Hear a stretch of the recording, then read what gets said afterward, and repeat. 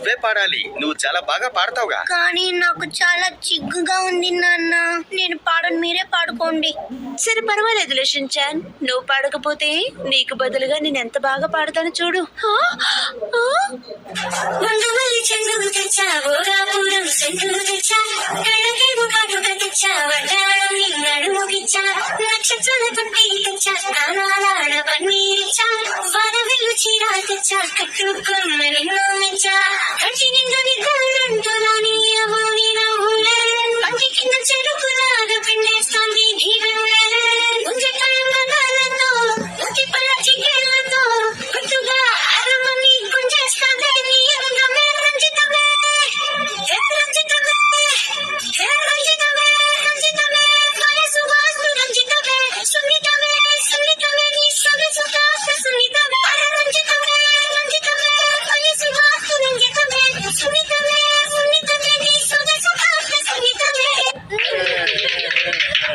అమ్మా, నేను మళ్ళీ ఈ పాటను పాడనా అమ్మా?